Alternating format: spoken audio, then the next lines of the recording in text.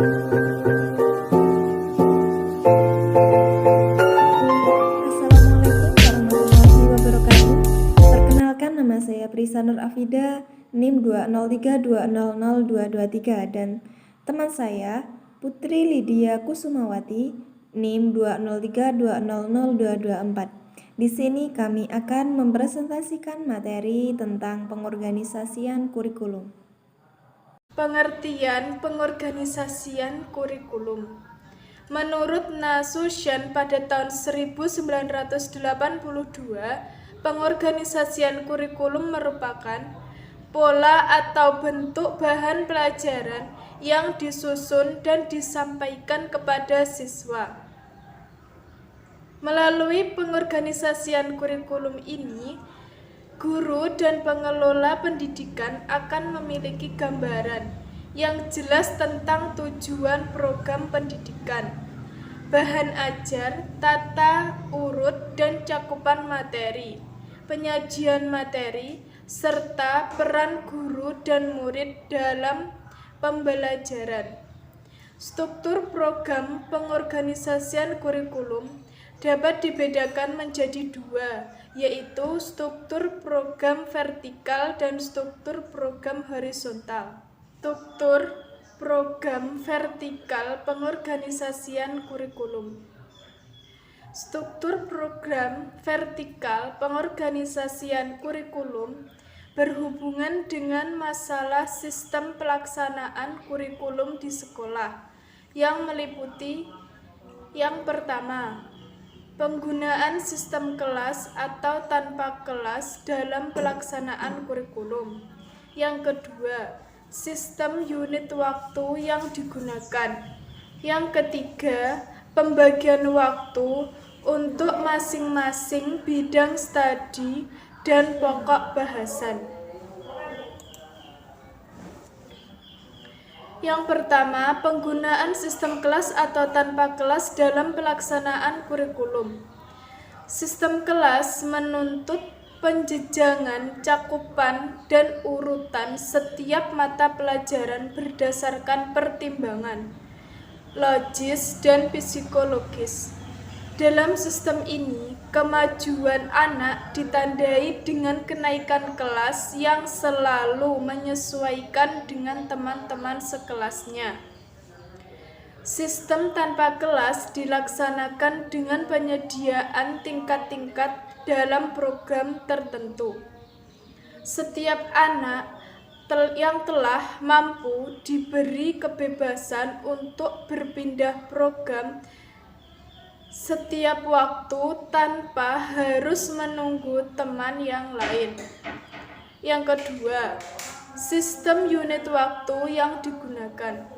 Sistem unit waktu yang digunakan menyangkut dengan penyediaan tingkat-tingkat dalam program tertentu.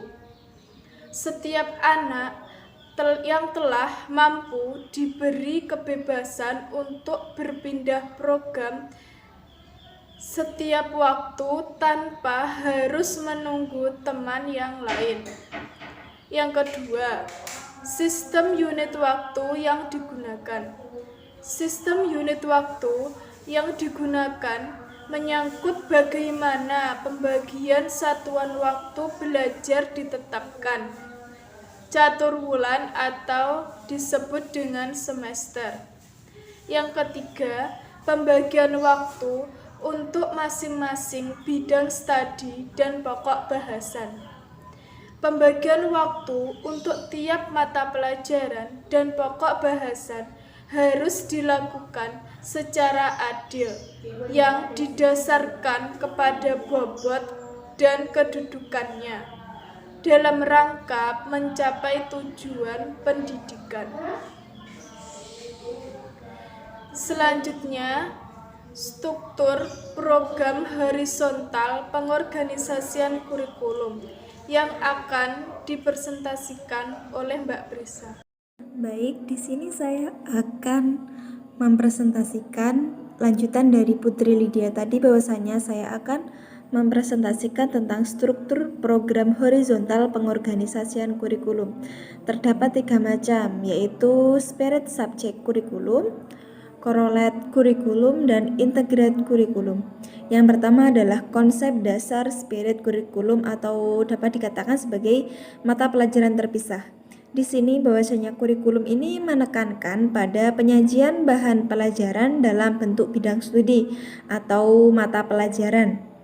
Yang masing-masing mata pelajaran ini ditetapkan berdasarkan disiplin keilmuannya masing-masing dengan pengetahuan yang telah tersusun secara logis dan sistematis.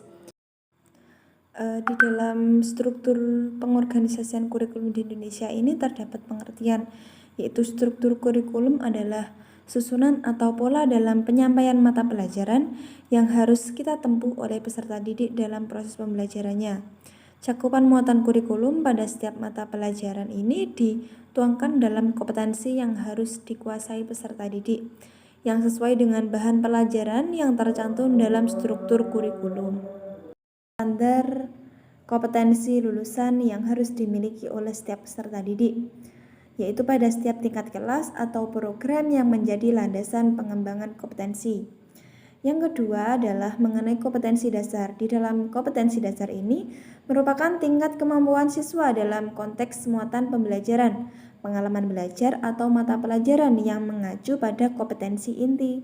Kompetensi dasar ini mencakup mulai sikap spiritual, sikap sosial, pengetahuan, dan juga keterampilan dalam muatan pembelajaran atau mata pelajaran. Struktur yang ketiga tentang muatan pembelajaran atau mata pelajaran. Struktur kurikulum pendidikan dasar berisi muatan pembelajaran atau mata pelajaran yang dirancang untuk mengembangkan kompetensi spiritual keagamaan, sikap personal, pengetahuan, dan juga keterampilan. Berikut tadi adalah materi yang dapat kelompok kami sampaikan. Apabila kelompok kami dalam menyampaikan materi ada kurang lebihnya, kami mohon maaf. Akhirul kalam billahi taufiq wal hidayah. Wassalamualaikum warahmatullahi wabarakatuh.